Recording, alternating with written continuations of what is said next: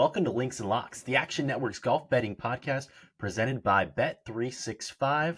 Along with Spencer Aguiar, I'm Roberto Arguello, and we're excited to be giving our tournament preview of the 2024 AT&T Pebble Beach Pro-Am. In case you aren't familiar with the format this week, which would make a lot of sense, everybody's still kind of working through it. There are 80 players in this signature event, second one of the season, following the Century. And this week, there's no cut here at the AT&T Pebble Beach Pro-Am. Unlike past years, there have been a 54-hole cut after a 3-course rotation. This year, just a 2-course rotation. No more Monterey Peninsula Country Club this week. 1 day at Pebble, 1 day at Spyglass Hill. Then there's a cut, then 2 more days at Pebble Beach with no amateurs, no celebrities out there on the weekend, only amateurs on Thursday and Friday.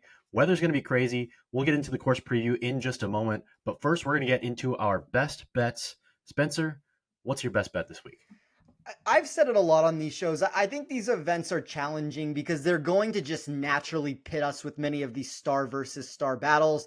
I did think there was some value on multiple matchups that are going to land under that mentality. That's not necessarily the way that I want to attack the board, though. So I went a little bit further down. You're not going to find any bad players in this field, but for me, it's 2 golfers that definitely have some question marks to them entering this week. I took Sungjae Im minus 120 over Cameron Young. You can find that with our good friends over at Bet365 currently. All right. A couple players who are still pretty young, even though they got experience on the PGA Tour. Excited to hear your cap on that one in a moment. I'm also venturing into matchup land, which is definitely your territory, firmly. But I've got a star-on-star matchup, which I know we don't normally like, but I think one of them's in another echelon. I've got Justin Thomas at minus 110 in a tournament-long matchup over Ludwig Aubert, whom I bet last week outright and had him in one and done. So I'm a believer in Aubert. We'll get into my cap in a moment. But first, why do you like Sungjae Im over Cameron Young? So I don't think the floor is perfect for either of these two options. Like, it's one of the reasons we're likely getting books to even offer them against each other in a matchup. Sungjae was the 23rd most overpriced player on the board for me from an overall sense. Cameron Young topped that chart as the most overpriced player. There's going to be a lot of volatility with that answer. This is probably a higher risk play than usual, but it's kind of like I talked about. Like, I made a concerted effort this week to run my matchups to feature, I would at least say, marginally more upside than usual, since all players are guaranteed 4 rounds of golf. That was where most of my significant deviation of the numbers came into play when looking at proper pricing. Sungjae got skyrocketed up my sheet and into a zone of where I actually think he's reasonably priced if you're looking at this from more of an upside perspective. He has really strong statistical profile on these pitch and putt contests historically. And then on the flip side of that answer, my model just really was never able to find that for Young. He landed outside the top 45 for weighted strokes gained total. He was outside of that mark for historical performances in the wind. And then a 71st place rank in this field out of 80 players for that aforementioned combination of iron play plus putting that I'm going to be looking at this week. I'm not going to go breaking the bank on this wager, Roberto, but I just continue to believe that markets are marginally too high on Cameron Young to begin 2024 here. That's something that we've used to our advantage at least a little bit so far this season. And until either books pair him against somebody else or give us a little bit of a different price in these matchups, I still think that you're able to find situations here and there where the market, or at least specific books, seem to be a little bit higher on him than my model does. I think that makes a ton of sense. And you got to attack your edges while you got them early in the season. And I am going to do that as well with my best bet by betting more so on Justin Thomas than fading Aubert. As we know, Aubert is super talented, has a ton of upside, but I want to sell high on him as well in this spot following Torrey Pines last week, where I think might be the best fit on the PGA Tour for him of any course in the rotation. And this week, his driving distance is going to be minimized. And when we look at the rest of their games besides driving, I think Justin Thomas is better on approach. He's definitely better around the green. And while last year Justin Thomas was struggling with the flat stick, he has shown major progress with the putter. So looking at some recent putting numbers for Justin Thomas, he's gained strokes with the putter in each of his last 4 official PGA Tour and DP World Tour starts. He's finished in the top 5 in all 4 of those starts. And he's gained at least 0.69 strokes per round over each of the last 4 tournaments, which is a major difference between last season for Justin Thomas. Before those 4 tournaments, over his prior 20, he gained over a half stroke putting per round just one time last season in the last 20 starts before these 4. That was at the Genesis Invitational, where he unfortunately lost strokes on approach, so he didn't have a super high finish. But Justin Thomas has a much better profile with his putter right now. We know he's strong with his wedges. We know he can flight the ball. There's going to be some weather involved this week, which we'll get into in just a moment. But I trust Justin Thomas as having arguably the best short game on the PGA Tour. His putter's hotter than Aubert's, and he can flight the ball, hit all the shots. I think Justin Thomas is in another tier than Aubert. I don't love betting against a guy who has a high upside in Aubert, but I think JT has a high floor and a high ceiling this week. So even despite the weather, I'm going to bet him to win a half unit on this one and keep it rolling on best bets. But first, before we get into our outright market, which hint, I might have a little investment on Justin Thomas, let's get into our tournament preview, our course preview for the AT&T Pebble Beach Pro-Am. 2 courses, like we said, Spyglass Hill and Pebble Beach Golf Links. Spencer, what are you weighing in your model this week? Yeah, I mean, I think you said it best at the beginning. Weather is going to play probably a significant factor. Like, we'll see, weather can change over time. We can get into that more in a second, but it's always worth noting that the pro-am nature of things does make it a little bit easier because of the pace of play. So we're going to see that on Thursday and Friday before losing the amateurs back. Like, you can't put a hard pin location for somebody like Bill Murray. And maybe that's unfair to use him as the example here. He can cheat all he wants. He can throw his ball from inside the bunker. There's a lot of different ways there, but even all of that theatrical approach that he's going to take, that takes time out there. And so for like the obvious reasons for everyone watching and everybody participating, you have to speed things along. So I don't know what's going to happen between Thursday and Friday. Like, at its most basic level, Spyglass of the 2 venues is definitely the more difficult of the tracks. Typically plays between a half shot to 2 shots more challenging on a given day. You could convince me otherwise on this with the weather. If we get really extreme winds on Thursday and Friday, there is that potential where Spyglass is more protected versus that wide open coastal approach that you're going to get at Pebble. Although I do think early in the week, there will be an edge from the golfers playing Pebble. We'll see where the weather moves over the next 24 to 48 hours. But when we look at Pebble and we try to break down this course, like, players are mostly clubbing down off the tee. There's going to be a lot of forced layups. It's one of the reasons why we see over a 12% increase in expected approach play between 0 to 125 yards versus the projected return on tour. I'm pretty much going to look for golfers who can either, handle a POA green complex. I think, like, as I said, there's some level of this being a pitch and putt contest from within 125 yards. And then there's that massive factor that I just talked about of around the green play if wind really picks up. If the event goes sideways on Saturday and Sunday, I want guys that are good scramblers. I know a lot of people are going to want to point to the course history narrative. It's not necessarily something I'm going to do. I think, 1, this is the strongest field we've ever had here. And then 2, there is a chance, as I said, this turns into more of an open championship if the weather creates havoc. I just think building too large of a pre-tournament card is dangerous. So I know we talked about this a little bit off the air, and I'm curious to hear your thoughts in the outright market and different ways that we're going to attack this board. But at least for me, I'm not trying to become overly invested. I think I ended up, and I don't know how he weaseled his way onto my card. And I'll talk about that player in a second. If you listen to this show, it probably won't be a shock of who that is, because very rarely have positive things to say about him, but he somehow ended up on my card, and that made me a little bit more exposed in that area. But it's, for the most part, a very minimal week for me, Roberto. So I'll echo those sentiments. I think the only other notes I had from the course preview is that looks like 3 out of the 4 days, over 65% chance of rain, and the 4th day, it's 35% chance. And we're seeing that gusts are going to be around 20, 30 miles an hour for the first 3 days. And then on Sunday, possibly into 40, 50, 60 miles an hour, which as a bettor would be totally chaotic. But as a fan of PGA Tour golf, I think would be awesome. I also think it would be incredible as a viewer. That's kind of part of my concerns when talking about head-to-head bets or placement markets here. On a good day in a no-cut tournament, things move on a Sunday. And that's why it's like when we lose that miscut equity, I always worry a little bit. You had 50, 60 mile per hour winds on a course that's on the coast that really has no protection to that. And that's the thing, is this is where it's difficult, Roberto.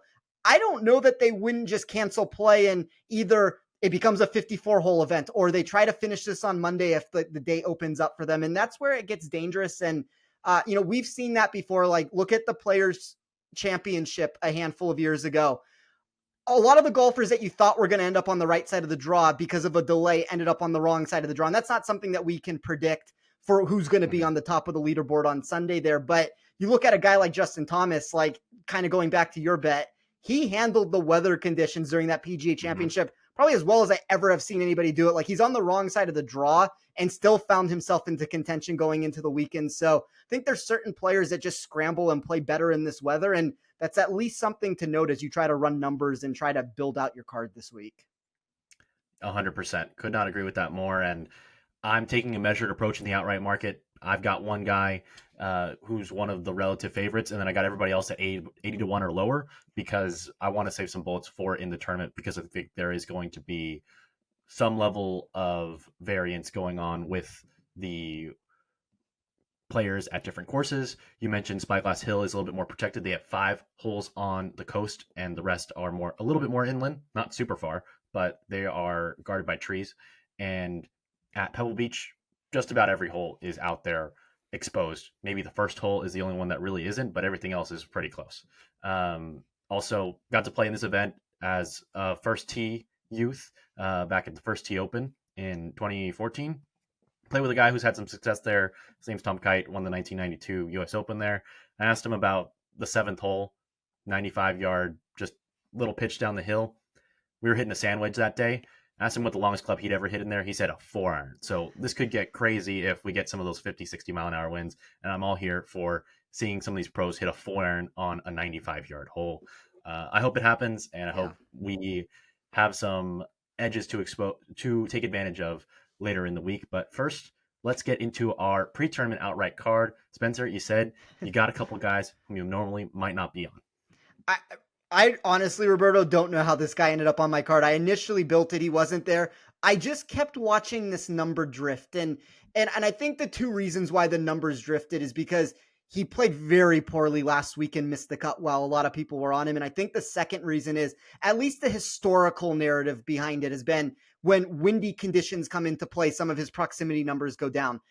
I noted this, and we talked about this when he won the Zozo Championship, but Collin Morikawa was a golfer for me that I didn't necessarily see that downturn in his stats the way that a lot of people do in the win. I thought 27 to 1 where you can find him in the space is just a super intriguing number. Like, I realized that the driver presented massive flaws at the Farmers. I don't think that's necessarily the best course for him in general with it, but he missed in both directions. He lost 1.9 shots to the field. That's not necessarily ideal. I get that argument of anybody who wants to go that route, but I do want to note he hasn't lost strokes in back-to-back starts off the tee since the 2021 BMW and Tour Championship events. Do think we get a bounce back from him there. The putter is going to always be a massive concern. We're talking about 4 consecutive tracked weeks of losing between 1.2 and 2.6 shots. That does not include the Zozo Championship win, just because we didn't have track data there. So I'd be curious of where those numbers exactly landed. We don't necessarily have that. But when we look historically, Poa has been his best surface.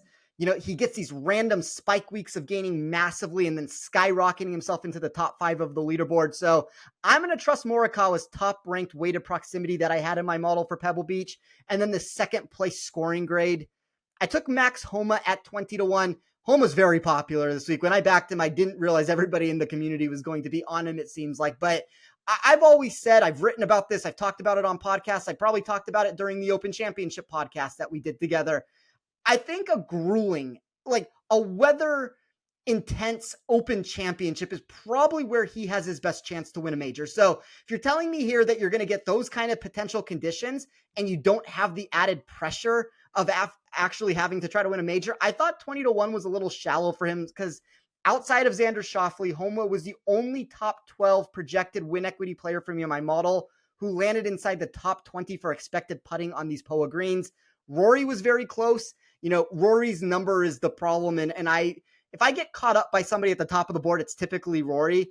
Nobody's going to play him in DFS this week. I want to point that out. And I do think he's an interesting contrarian route to go for that reason. I know he doesn't have the past success here that you would hope to see, But I still think that this narrative of like him losing his driving distance might be a little bit overblown to some perspective. So I'm going to take home at 20-1. I think it's 18-1 is probably the fair price. I don't know if you're getting necessarily a ton of value in that number, but enough for me to punch that ticket. And then I closed out my card, Wyndam Clark at 100-1. Like, it's not necessarily the biggest hit I've ever had in golf betting financial wise, but I would say that landing on Clark at the US Open when he was at over 100-1 was probably one of, I don't know, the one or two top betting moments that I've had today, just because it gained me so much traction here at Action Network when he pulled off that win. Like, big tournament, a lot of eyes on that event. And for him to pull that off, that was one of those things. And it's a very similar answer to Morikawa. I really never bet him. You never hear me come on this show. I might like him in DFS because he's under the radar, but he's not a golfer that I find on my outright card. But I just found so many things that were conducive to his game that you're not going to see for a golfer that doesn't have anything better than a 19th place finish since October. There's a lot of volatility with this play for the obvious reasons, but Wyndham jumped to 7th overall in my model and weighted strokes gained total over his past 24 rounds. That's when I ran the data to mimic Pebble Beach versus him, grading outside of the top 50 of that core return at specific venues. 4th place grade from me at that pitch and putt contest that I keep alluding to. 15th place rank for weighted scoring. I think the floor is very low. The floor is last place here, and that's kind of the answer with Wyndham. But I'm willing to shoot for that upside. I don't know if I necessarily am as much of a believer. I'm curious to hear your card because I know you have a lot of long shots this week. I feel like this is the week that we finally get a name more near the top that wins it, but I don't know, weather's the ultimate factor here to where if things blow on Sunday, I guess it opens up everything for the field. But I thought Wyndham at 100 was one of the better values on the board.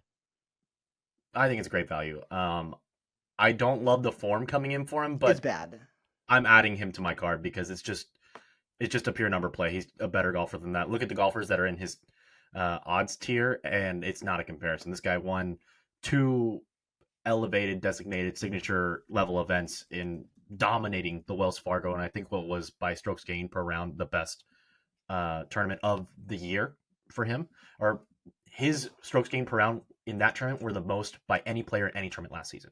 So the single most impressive performance of 2023 was his, and we saw him win the US Open as well. So very different golf courses than Pebble Beach, which is why I normally wouldn't bet him, but there's a price for everything, and I think we've reached that threshold with Wyndham Clark.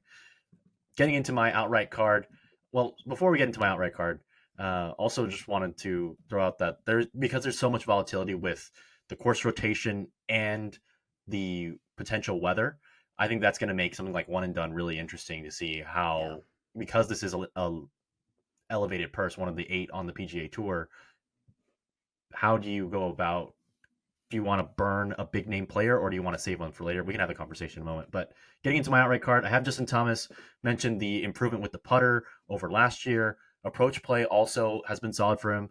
Even though it was down last year, it was still relatively good by PGA Tour standards. He's a person who can thrive with his wedges. I mentioned he might have the best short game on the PGA Tour. He also mentioned his PGA Championship where he fought through the wrong side of the draw. He also fought through the wrong side of the draw in that Players Championship that you mentioned as well a couple of years ago that had the Tuesday, I think it was a Tuesday finish actually. So we know JT can battle through the win. I've got him as my only investment at shorter than 80-1 at 25-1. And we'll see what happens with the draw and everything with him. Because I have it to win the standard 8 units, but I feel really bullish on him. If we get him on the right side of the draw, I might add just a sprinkle to get up to like maybe 10 units this week of winning, potentially. Then through the rest of my card, I've got Keegan Bradley at 80-1. He is just really strong on approach. I think there's a lot of similarity in what you want in a golfer this week at Pebble Beach and what you want at the Zozo Championship. So I think that I think me having Keegan Bradley is a cheaper way of getting someone like Collin Morikawa. Has a lot of the same skill set, and I am more of a believer in Keegan's putting than I am in Collins.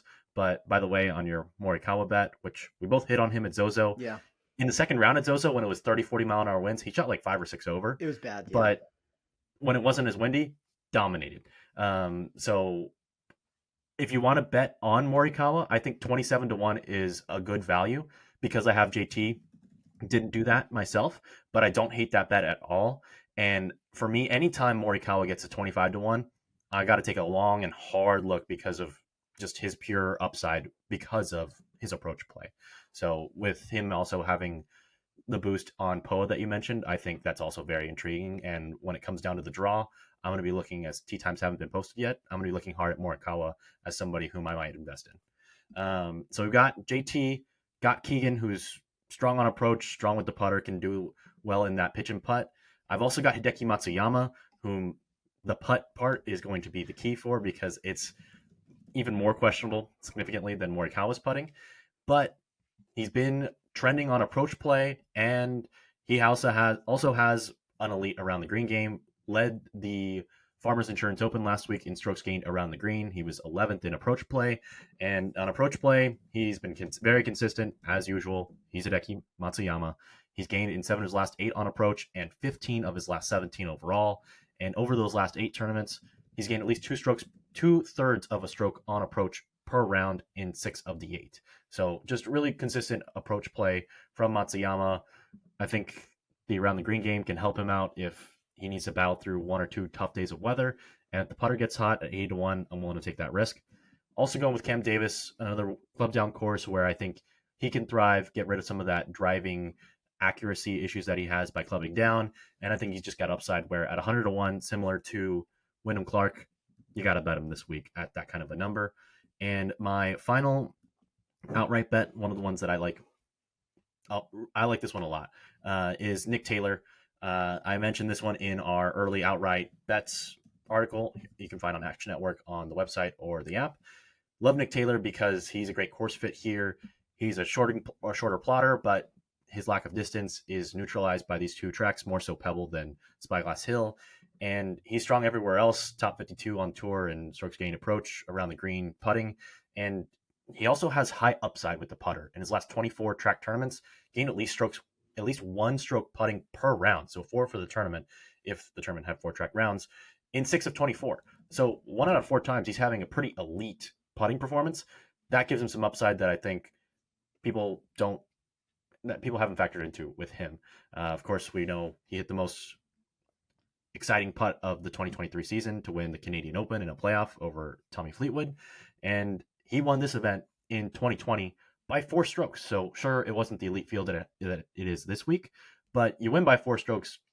That's kind of eye-popping. And also has top 20 finishes each of the last 2 years here as well. The most similar course that we've played to Pebble Beach, I would argue, is the Sony Open, Waialae Country Club. And he finished T7 there.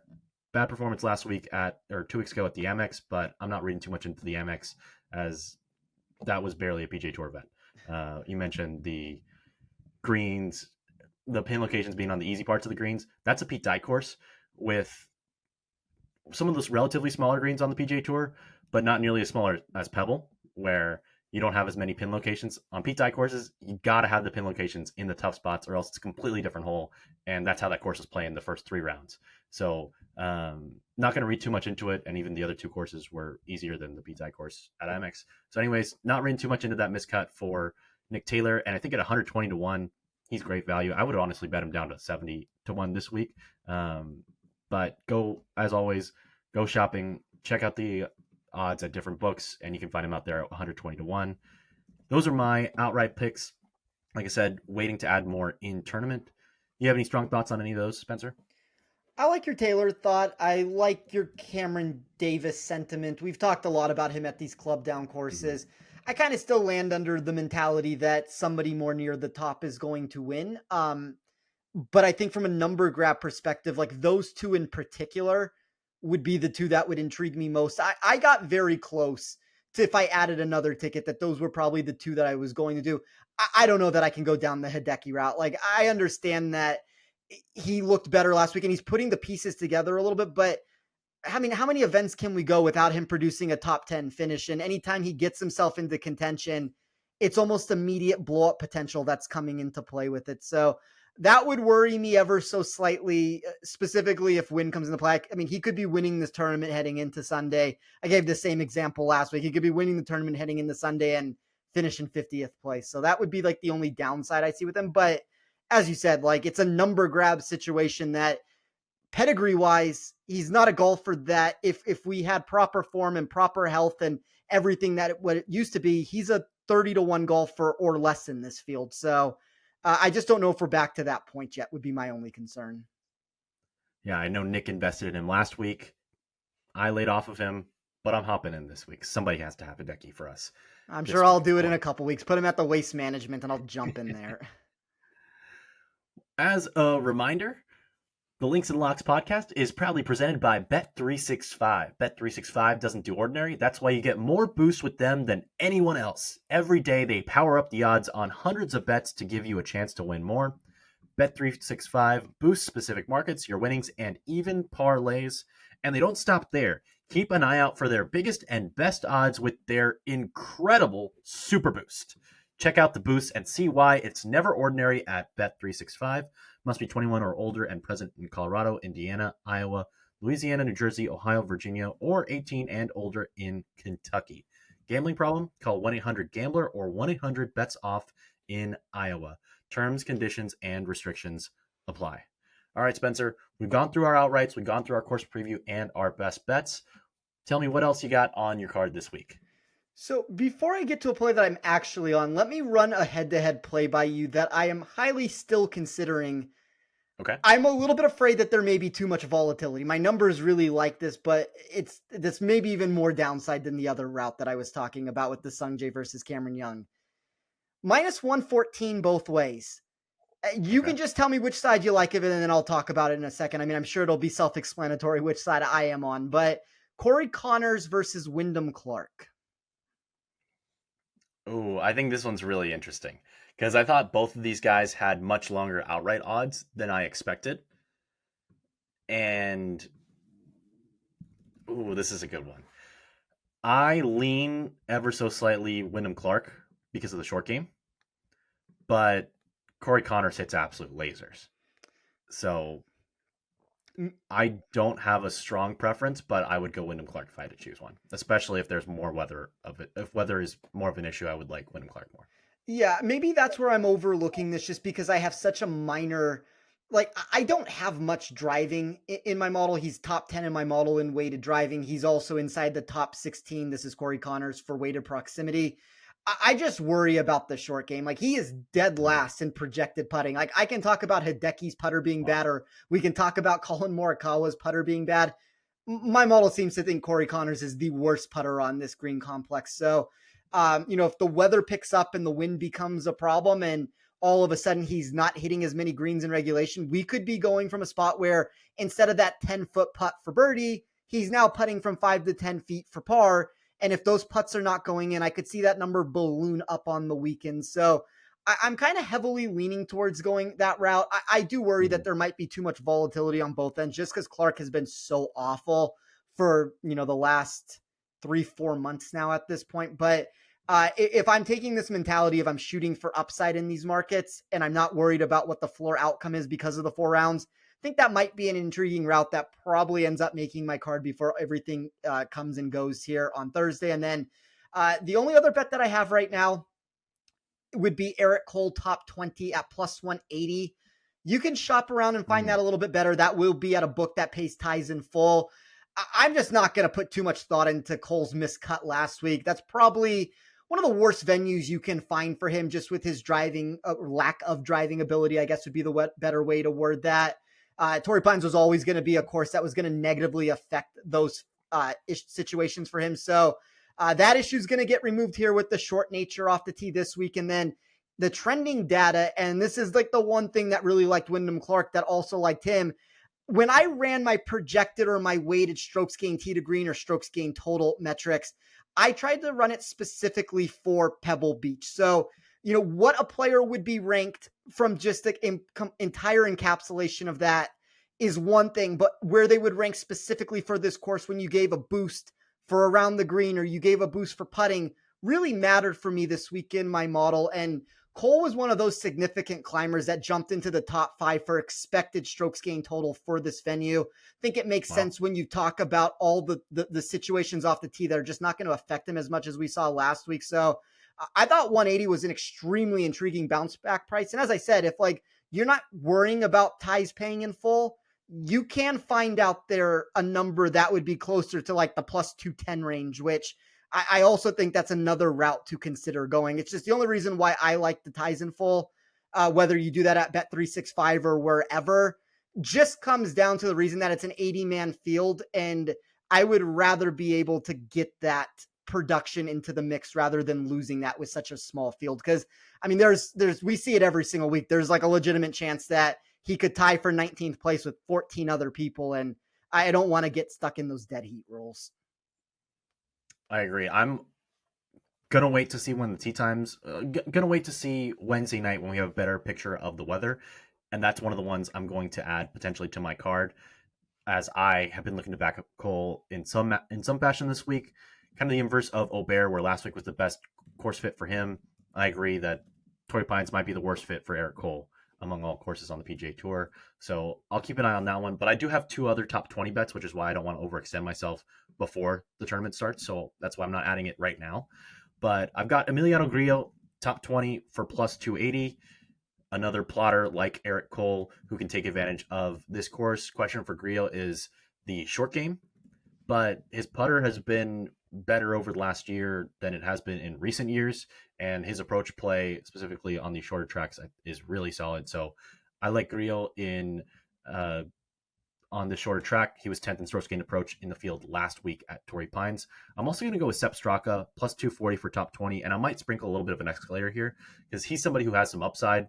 We know he was on 59 watch at the John Deere, which he ended up winning. He finished in a tie for second at the Open last year in some more challenging conditions out there, and did it in a strong field. And we know that he can absolutely light it up and go low on this kind of pitch and putt venue. I think he has upside. I can't quite get there in the outright market for him, but hey, in a course where in a tournament where there is a course rotation and there's potential weather, there's just even more chaos and variance thrown in there. So anything over 100 to 1 this week, you're not going to be betting on a bad golfer because everybody here is really good. They've all earned their way, and there are some sponsor exemptions that are a little bit more questionable. But anyways, you can't make a terrible bet Webb. this week. Don't say Webb. We're not naming names, but there are other ones worse than Webb. Anyways, I like Grillo and Straka in the top 20 market. So I'm going to back those guys, and I'm also going to seriously consider Eric Cole. I mean, I don't know if I can get there personally on Grillo. I think the Straka play is very similar to what, maybe not to the same level, but very similar to kind of that mentality that I just talked about with Eric Cole and even Collin Morikawa earlier than that. These are really intriguing buyback spots for some of these golfers. You talked about the pitch and putt narrative. Straka's inside of the top 20 of my model when looking specifically at that type of a course. He's inside the top 25 of my model in weighted strokes gained total. These are things that are not necessarily going to pop up. Like, he was a very trendy pick last week. Everybody wanted to play him in outright bets and have exposure to him on DFS and play him across the board. And the more I ran my model, the lower he kept sinking for different reasons. This week's the exact opposite. The more that I'm running my model, the more that he's rising for me. It's a volatile play. I understand that when you're trying to back him, but I think that price for a top 20 makes a whole ton of sense just because he has the iron play that he can find and use it as an advantage out here. And he does, I don't want to necessarily say win equity, but he does have enough upside with the putter on these POA green complexes that he can put the pieces together and really move himself into that first page of the leaderboard. Wouldn't be shocked if it goes the other direction, but that's what you're looking for on some of these high-end placement markets. So I think that's a really intriguing price there you got, Roberto. All right, I'm going to make that bet to win 1 unit. I'm going to make the Grillo bet to win a half unit. And then my matchup from earlier, Thomas over Aubert, is also to win a half unit. Also, forgot to follow up on this earlier, but you mentioned Morikawa losing strokes off the tee and how he never does that 2 times in a row. Last week at Torrey Pines, Morikawa was both 5.5 yards longer than the tournament average, and he was also 10% more accurate than the tournament average off the tee. So he just found the wrong spots to miss. You miss on like the 14th tee left, you're hitting 3 on the tee box instead of dropping somewhere else, or being in a bunker. It wasn't like he had all of these bad drives. It was data from one day of the two because you don't have it at the North Course, and he hit it in the wrong spots on a couple different holes. But overall, most of his drives were above average. So I love that as a bounce back spot, and I think it makes sense why he hasn't lost strokes off the tee and in 2 consecutive tournaments. And I'd argue that if he had his strokes gained off the tee track from the other course as well, he might not even have lost very much, if any, strokes at all. That's a very, very good point there. So yeah, I just don't think the driver was as bad as the perception is around it. You have the couple massive mistakes that ended up making him miss the cut. And really, when you do that and you have to take an unplayable in a spot like that's just going to ruin you. I also wanted to get into one and done discussion. I feel your pain. And so you and Nick last week in our Action Network one and done pool, you guys went with Tony Finau. You said you weren't going to bet him outright because you bet him every year here, and he nearly won. He probably should have won, honestly. I had Ludwig Gobert, and our guys did not want to make 4-footers for us. And Tony Finau had some of the most uncompetitive 10-foot putts I've seen on the PGA Tour. Although there were just a lot of putts that guys were misreading and not even touching the hole last week, which some of these Poa greens will just do that to you. So I don't want to put it all on them, but our guys missed some putts. On Friday, I was hanging out watching the golf here, went to go grab a sandwich because Ludwig Gobert was putting for eagle on the 13th hole at Torrey Pines. I come back and I see that he 4-putted, and including a 3-putt from 3.5 feet to make bogey there, and the rest of my weekend was ruined. And then he missed a 4-footer on the next hole for par anyways. But our guys couldn't convert. I thought we had some good picks that didn't work out. Who are you considering for one and done this week? You know, it's funny, Roberto, because we talk about the putting here. Whether I take a good putter or a bad putter, I would like to start tracking this. This might be like the new game for the show. Who does Spencer's one and done pick? How many strokes does he lose putting for the week? Because it has to be an astronomical number. Like if we date this back to last year, I just end up taking golfers when they have their worst putting performance that they've ever had. And granted, yes, I end up on a lot of bad putters just with the way that I naturally build my model in a lot of spots here. But at some point, there are players who can putt well, and you have to end up on a good putter. And when I take somebody like Xander or Homa, it always feels like they end up losing mass amount of strokes to the field where it just never really happens. So I think it's a unique spot here for one and dones. My initial inclination was to go with Max Homa, and I may still end up going that route. If you made me and you forced me to make a pick right now, the way I view it is this. This is a volatile tournament. There's weather that's going to come into play. I wish there wasn't a $20 million purse because this golfer probably doesn't deserve to be played in a $20 million purse event. I never want to play Collin Morikawa. If I burn him for some reason, there's a guaranteed payday coming to me. I feel like I'm going to go with Morikawa and shoot for the upside with him and go that route. If I wanted to get really aggressive, like if I was in a thousands and thousands of person contest, I think Wyndam Clark is like the pick where you're the only one who takes him if you're trying to get super contrarian with it. I think for our Action Network contest, I don't need to get quite that contrarian to go down that route. But it's weird because every pick that I think I've said on the show, I've ended up changing my mind last minute and switching to somebody else. And I wasn't going to play Finau last week, and I ended up playing Finau. And this week, I'm not going to play Homa, and I'm going to play Morikawa, and I'll probably end up on Homa. But for the sake of this, I will say I'm going to play Morikawa and just close my eyes and hope for the best. I am conflicted on this one because on one hand, I just kind of want to play someone at long odds and wash my hands and get rid of this tournament. But it's not a bad idea, though. Like so big. Yeah, the purse is just so astronomical at 20 million that I feel like I have to use a good player or an elite player, but I don't necessarily want to burn them yet. And I have a little bit of a lead, not very much. We're very early in the season. But I took advantage of the first signature event by playing somebody a little different in Thigala and getting him to finish second. Right now, I have Nick Taylor as my selection.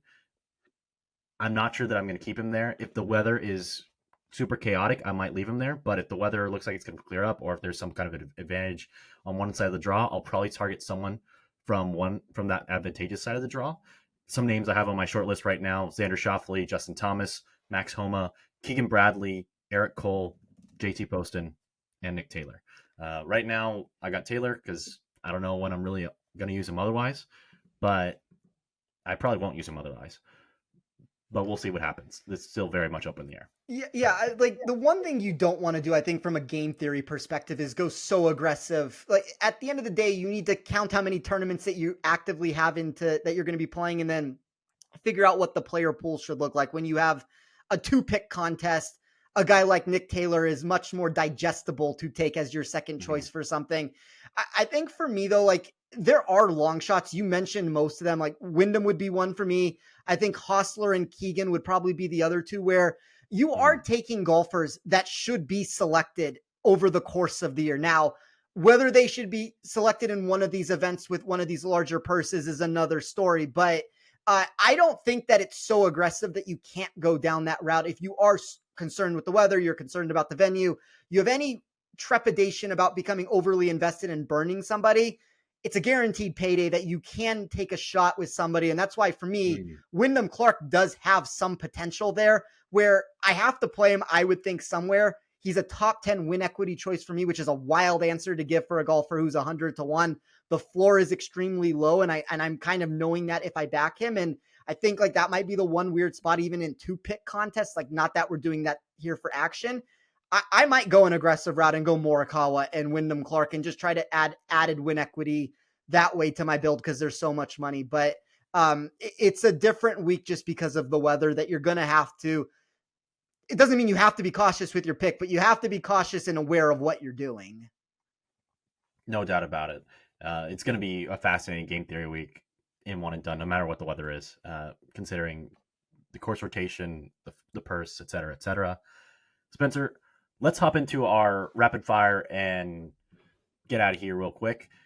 We'll touch on all the golfers 50-1 or shorter whom we have not yet discussed. So let's start with the top of the board. Rory McIlroy on the Bet365 enhanced win market, where, by the way, if you're not familiar, Bet365 has the normal outright betting, which is under their enhanced win, but they also have each way betting. So if you want to get a portion of a fifth to an eighth of what you bet on the guy, you can get that back, in each way betting. So interesting to see if you can get the 5-1, 8-1 return on that as well. Interesting market to check out. I personally don't do it very often, but it's much more common in Europe than it is here in the US. So interesting market to look at, but we're looking at enhanced win, where Rory McIlroy is the betting favorite, plus 825. He is just ahead of Scottie Scheffler at plus 850. So among those two guys who are clearly in their own tier here on the odds board, which one would you rather have, Scheffler or McIlroy? Well, markets and movement would say Scheffler. He's becoming a pretty sizable favorite over Rory in a lot of these spots. I'm going to take the reverse of that answer. I'm going to say Rory. I think the public sentiment around him is a little bit lower than it should be. I've kind of been the boy who's cried wolf with Rory all the time. Like I do it every single year at Augusta, where somehow he weasels his way onto my card and he ends up being my sole bet that I make, and it always ends in heartache. I think 2024 may end up being the year of Rory. I don't even know exactly what that means, if whether he wins a major or he wins, a handful of times on tour. I think this is a really nice spot where he's starting here, where nobody's going to want to back him. I thought the price was a lot closer than the general public and the market seemed to think for him. So my model had Rory number one in projected win equity. Scottie was very close. It's not like we're talking about a massive difference between those two. I think that's the 1A and 1B, as you kind of stated there. But I'll be a little bit different, and I will say Rory. I would lean Rory just because you're going to have to make some more putts for par this week than normal, and I have more confidence with him than with Scheffler. Also, on the each way betting, you get 8 places, and you can get a return of somewhere like a fifth to a tenth of the odds of your bet, not 5 times or 10 times what you put down. So just a clarification on that. Check it out. It's interesting if you like that. But I'll agree with Rory. Getting into the next set of odds, you've got Victor Hovland, who is 13-1 to win outright this week. Xander Schauffele's 15-1. Max Homa on Bet365 is 15-1, but you've already discussed him. And we'll throw Patrick Cantlay, who's 18-1 in this conversation as well. Among Hovland, Schauffele, Cantlay, which one would you rather have a ticket on this week? I am much lower than the general public on Hovland. He's the one that I worry about a little bit more when the winds pick up and that around the green game potentially going south. So when I talked about there being that high end nature of star versus star, and this is kind of, I'm going to answer the question the same way, but I'm just going to do it a little differently. Xander over Hovland, there was a price when it opened at like plus 100, and you've now seen that drift more into the minus 120, minus 130 range for the Xander side there. I think that that's credible movement.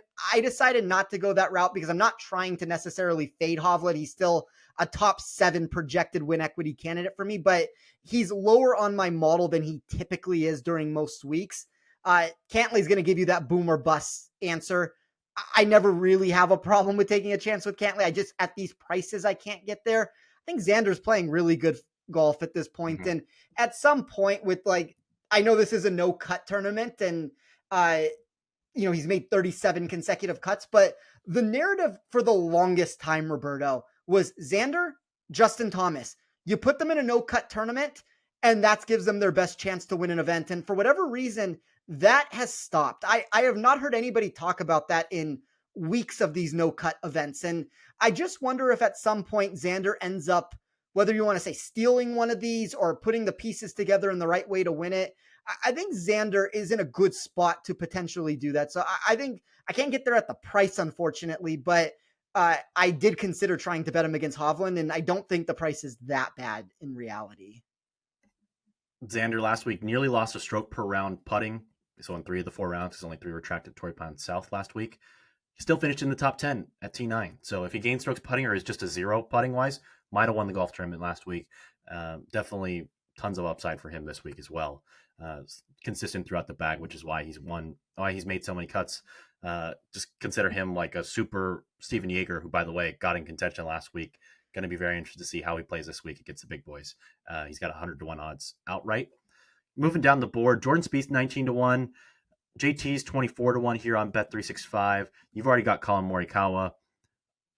What do you think would you rather have a ticket on Spieth or JT at those odds this week?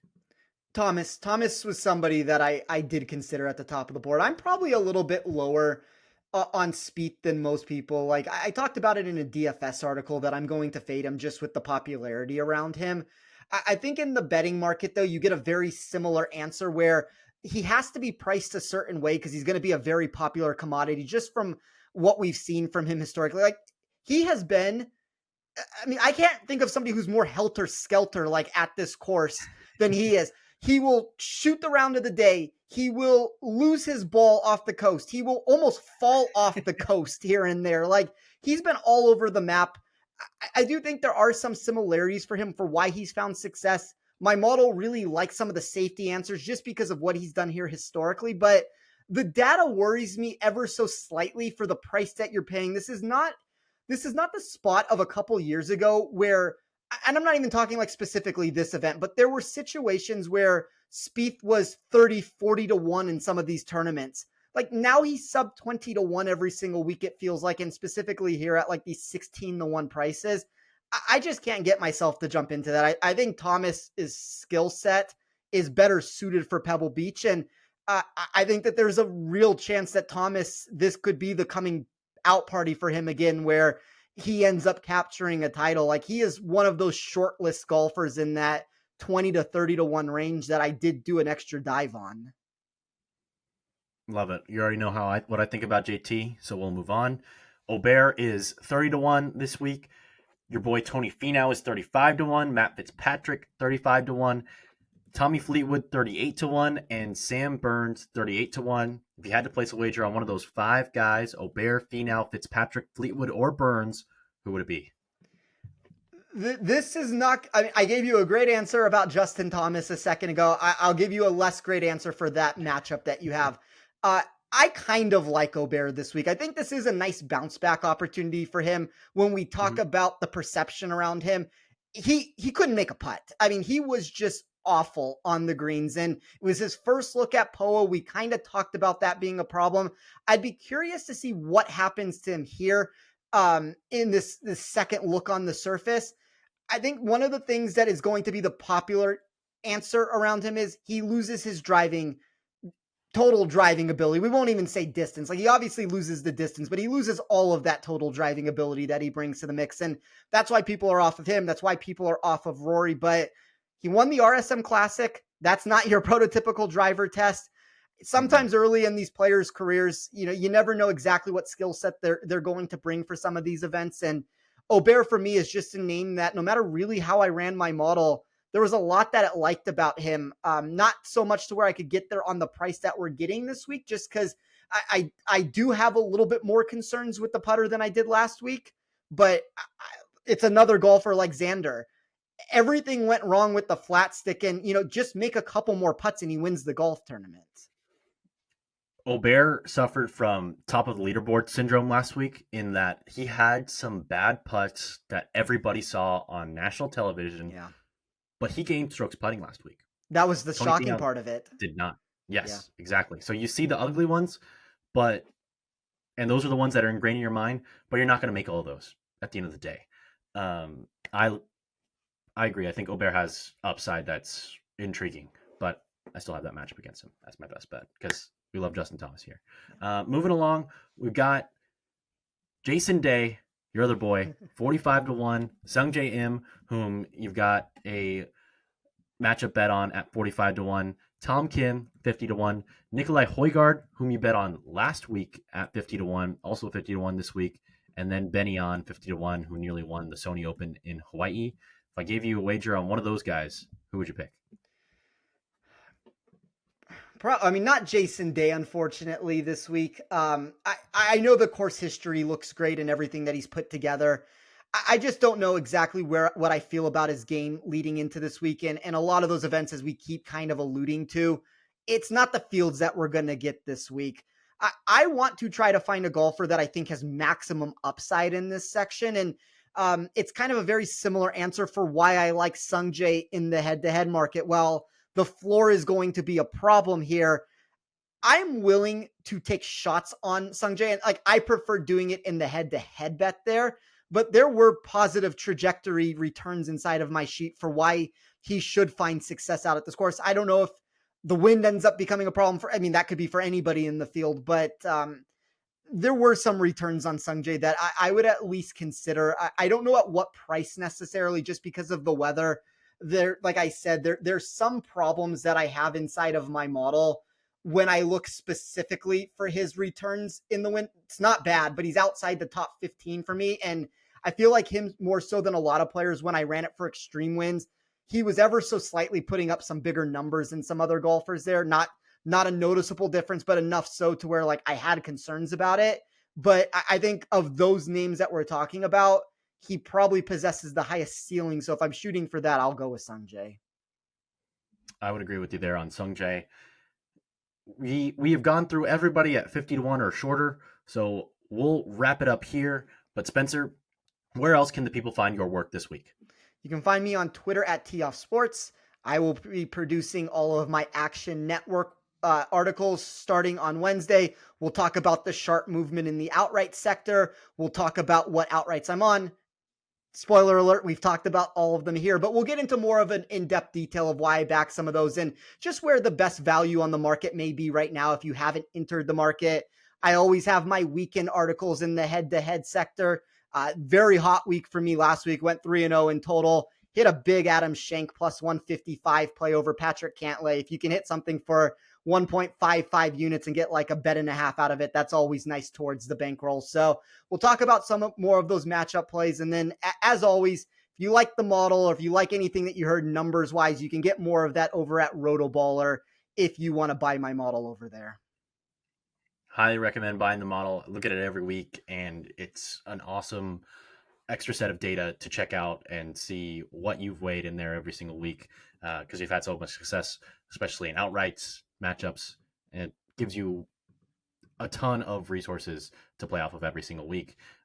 Also, I know you got wind in there, which is going to be important this week as well. You can find my work on Twitter at Roberto A213. I am editing all the golf content at Action Network, so be sure to check out the Action Network app if you haven't already. It's an awesome resource. Got tons of great content on there from any sport that you could possibly find. Watching the editing alias, seeing stuff on darts and Australian Open tennis and everything. You never know what's gonna pop in there. You can also find our other Links and Locks podcast, the Best Bets episode. This week, Jason Sobel and Ben Everill are at Pebble Beach. They're traveling, so my friend Andre Gonzalez and I hopped on the pod. We gave our 18 bets. You can check that out. Dre has played in this tournament a handful of times, finished 10th in 2015. So check out his picks on our other pod. It's a little shorter than this one, but you can check us out there. And that's about it. I want to give a big thanks to you, the listeners, for supporting us throughout the PGA Tour season. Hopefully this is the week where we cash in on a signature event. Been killing it in best bets. I know, Spencer, you've been killing it on those weekend articles. So be sure to tune in and find all of our content throughout the week. And want to give a big thank you to everybody who makes this podcast possible, especially our producers, Noah Niederhofer, David Payne, and Matt Mitchell.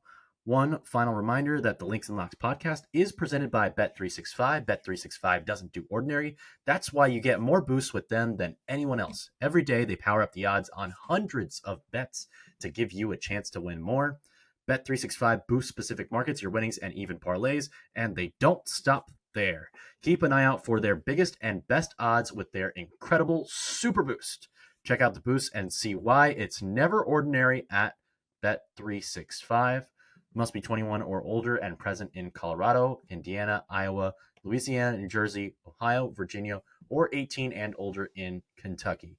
Gambling problem? Call 1-800-GAMBLER or 1-800-BETS-OFF in Iowa. Terms, conditions, and restrictions apply.